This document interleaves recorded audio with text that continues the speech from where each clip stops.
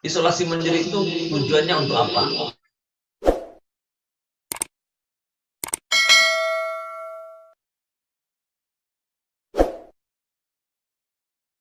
Halo, Assalamualaikum Pak Dokter. Ya, Salam. Agus dari Bawaslu Kota Solo, Koordinator Sekretariat. Ini baru pertanyaan nih Pak.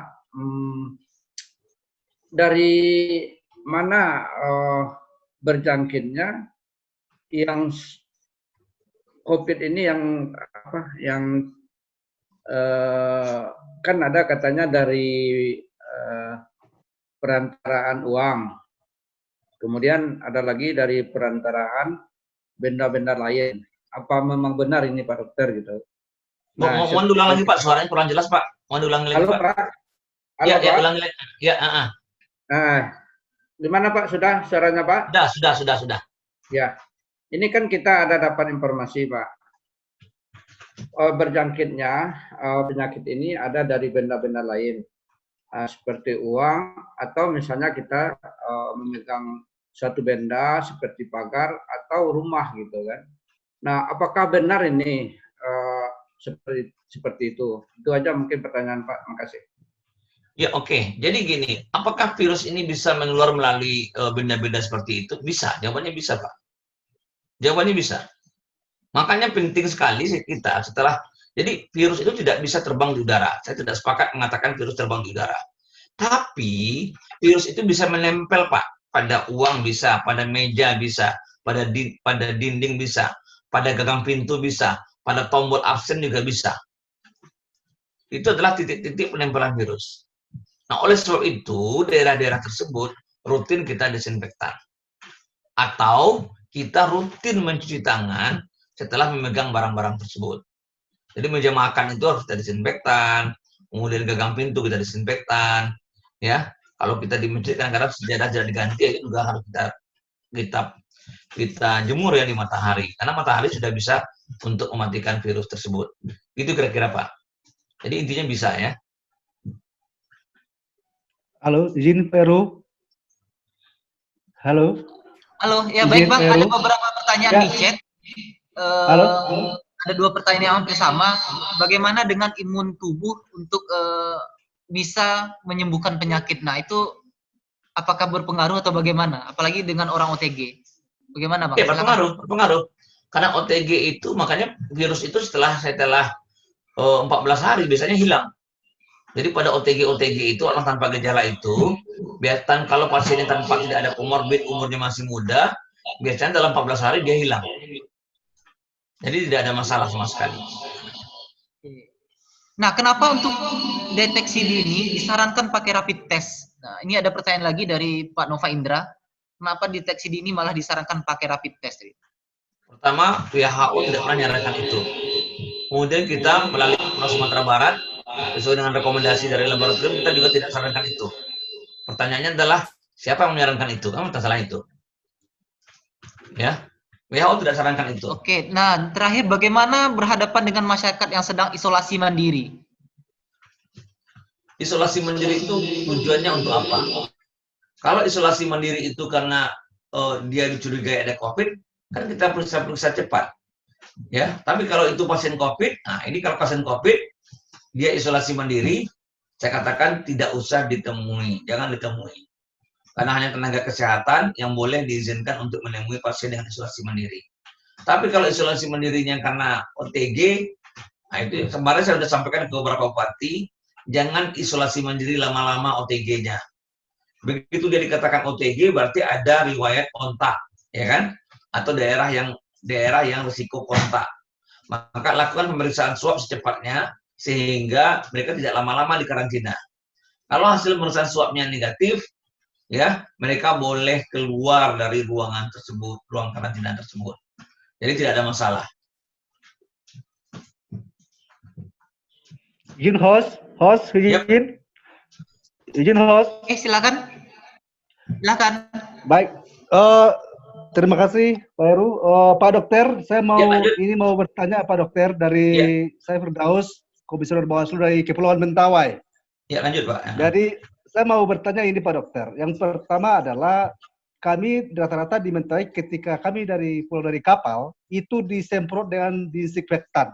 Nah, yang menjadi pertanyaan saya adalah apakah tidak berefek ke badan atau ke tubuh, apalagi kalau kena cairan itu, karena kan disinfektan dan campur dari kimia.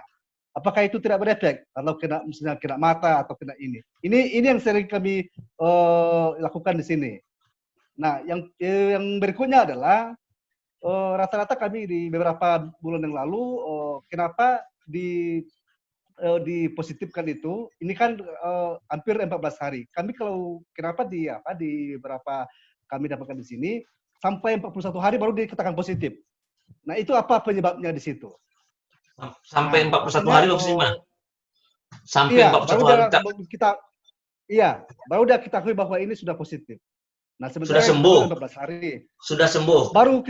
Belum, waktu itu 41 hari itu baru ketahui positif, tapi kalau sekarang sudah sembuh dia. Tapi kita harinya ini, kenapa bisa berbeda dengan ada 14 hari, kemudian ada sampai sebulan baru kita ketahui bahwa dia positif. Nah, itu apa penyebabnya di situ?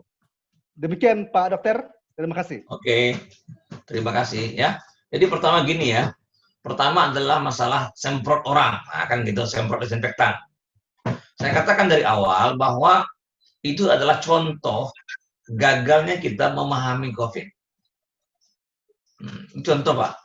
Jadi seperti hal orang menyemprot tanah, aspal, jalan, atap rumah, dinding bagian luar, itu juga adalah bagian dari ketidakpahaman kita terhadap COVID.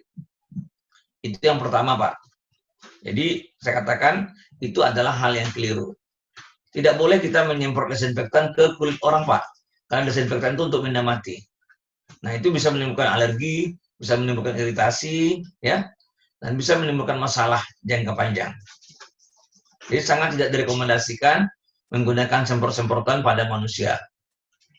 Nah, kalau misalnya digunakan antiseptik, tentu tidak bisa membunuh virus yang ada pada baju manusia sendiri. Karena antiseptik digunakan untuk benda hidup, desinfektan digunakan untuk benda mati. Semprot desinfektan itu hanya digunakan pada petugas di ruang laboratorium saat dia keluar dari lab. Jadi gunanya itu. Jadi jangan sampai terbalik-balik menggunakannya. Nanti mungkin kita bisa bicarakan dengan Pak Kadis ya. Saya coba bicarakan dengan Pak Kadis bagaimana baiknya aturannya. Nah, bagaimana kalau orang yang muncul setelah 41 hari baru positif? Nah, itu tergantung pemeriksaannya, Pak. Kalau pemeriksaan mereka cepat tentu tidak menunggu sampai 41 hari. Tapi kalau baru 41 hari, orang itu di karantina, setelah 40 hari diperiksa, itu kan aneh jadinya. Dan 30 hari mereka tidak bisa bekerja, tidak bisa makan, cari makan. Kalau untuk dia mungkin dikasih. Tapi untuk keluarganya bagaimana? Kan ini jadi pertanyaan juga bagi kita bersama. Jadi intinya adalah, jangan lama-lama orang di karantina, kecuali pasien positif COVID. Nah, kalau positif COVID nggak ada masalah. Kira-kira demikian Pak Firdaus. Ada satu pertanyaan lagi tadi Bang. Apakah orang yang sudah pernah positif akan mungkin juga bisa terkena lagi COVID-19? Oke. Kita yang sudah kena campak pasti bisa kena campak lagi. Kita yang kena denggi bisa kena denggi lagi. Intinya adalah bisa terjadi infeksi ulang, tapi relatif lebih jarang dan umumnya lebih ringan. Jadi jawabannya adalah bisa, tapi lebih ringan dan lebih jarang. Siapa yang menginfeksi kita? Virusnya sama, COVID-19 juga, tapi strain virusnya atau jenis kelompok virusnya atau keluarga virusnya berbeda dengan keluarga yang berkembang saat ini. Ini dasarnya. Oke. Ada satu lagi Bang di chat. Sejauh mana fungsi meminum vitamin untuk kekebalan tubuh? Apakah ada efek lain dari meminum vitamin? Umumnya tidak ada. Jadi vitamin itu kalau tidak ada. Ya, kalau vitamin itu larut dalam air akan dibuang, larut dalam lemak akan disimpan.